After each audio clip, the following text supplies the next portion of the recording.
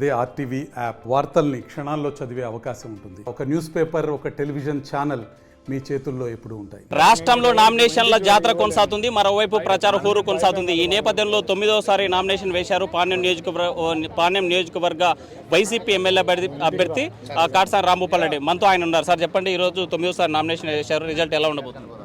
ఖచ్చితంగా ఈ పాణ్యం నియోజకవర్గం ప్రజలు నన్ను ఆదరిస్తారు, నన్ను గెలిపిస్తారనే ధైర్యం నాకుంది. నేను దాని గురించి పెద్దగా ఆలోచన చేయాలి. మా జగన్మోహన్ రెడ్డి పెట్టిన సంక్షేమ పథకాలే మమ్మల్ని గెలిపిస్తారనే ధైర్యం ఉంది. ఎన్ని కూటములైనా మమ్మల్ని ఏం చేసుకోలేవు. సింగల్గానే వస్తుంది తప్ప ఇంకోటి రానేరాదు. మా జగన్మోహన్ రెడ్డి ధైర్యం, మాకు పార్టీ ధైర్యం, ఈ రాష్ట్ర ప్రజలు ఖచ్చితంగా మమ్మల్ని ఆదరిస్తారనే మాకు పూర్తి దృఢమైన విశ్వాసం. అందుకే ఖచ్చితంగా మేము గెలుస్తాం. అంటే సంక్షేమ పథకాలు మాత్రం ఇచ్చారు, అభివృద్ధి లేదని ప్రధాన కూటమి అభ్యర్థులు వ్యతిరేకించారు. వాళ్ళకు కళ్ళు ఉండి చూడగలిగితే మాట్లాడచ్చు.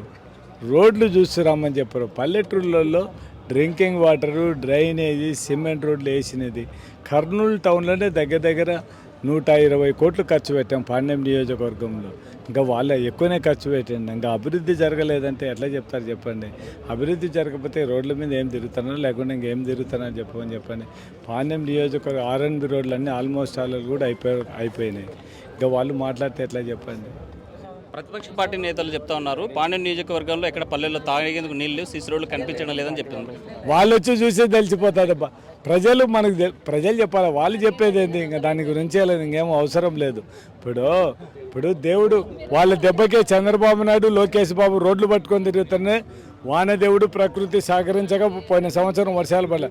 వాళ్ళకైనా తిరగకుంటే మాకు ఇబ్బంది లేదు. ఆ వర్షాలు లేకనే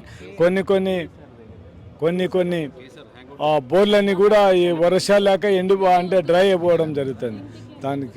దాని నుంచి ఇంక మనం కొన్నిసార్లు చాలా వరకు ఇబ్బంది లేకుండా ప్రభుత్వం సైడ్ నుంచి కూడా చేయడం జరుగుతుంది. ఇప్పుడు ఎలక్షన్ మూమెంట్ కాబట్టి మనం ఏం చేయడానికి వీల్లేదు కాబట్టి కలెక్టరు, అధికారులే చూసి వాళ్ళకు డ్రింకింగ్ వాటర్ ప్రాబ్లం లేకుండా భయంతోనే గుల్కరాయితో రాజకీయం చేస్తున్నారు, రాళ్ళదాడి చేసినారు అనేటువంటి ఒక కోడికత్తి డ్రామా చేస్తున్నారు అనేది విమర్శ. చంద్రబాబు నాయుడు కూడా ఒకసారి కొట్టించుకొని చూడమని తెలిసిపోతుంది కదా. సింపతి ఏమన్నా వస్తుంది అనుకుంటే డైరెక్ట్గా ఒకసారి మొగాన్ని కొట్టించుకొని చూడమని ఆయనకి ఏమన్నా సింపతి వస్తుందేమో.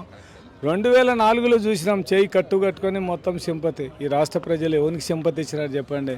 ఇప్పుడు పొరపాటున కూడా ఎవడన్నా చేసుకునేవాడు ఈ విధంగా ఇక్కడ కొట్టించుకోడు, ఎక్కడోసారి కొట్టించుకుంటారు. కానీ వాళ్ళు మాట్లాడే మాటలు మళ్ళీ వాళ్ళే గంటకు ఒక మాట మారుస్తున్నారు. మేము అట్లా మార్చే ప్రసక్తి లేదు. మేము దాని గురించి పెద్దగా ఆలోచన చేయాల్సిన అవసరం. ఫైనల్గా మీ నియోజకవర్గ ప్రజలకు ఏం చెప్పదలుచుకున్నారు? ఖచ్చితంగా మళ్ళీ రాంభూపాల్ రెడ్డిని గెలిపించండి. మీకు ఏమేమి మిగిలిపోయిన ఎంతో మిగిలిపోయిన పనులన్నీ పూర్తి చేస్తాం. ప్రజలకు అందరికీ కూడా సంక్షేమ పథకాలు అందుబాటులో ఉండే విధంగా చేస్తాం. పార్టీ రహితంగా పేదవాడు అనుకునే ప్రతి ఒక్కరికి ఇస్తాం. తెలుగుదేశం మాదిరి జన్మభూమి కమిటీలు పెట్టి ఎవరికి అన్యాయం చేసే ప్రసక్తి లేదు. నిజమైన పేదవాడు అనుకునే వారికి ప్రతి ఒక్కరికి ఇచ్చేస్తాం.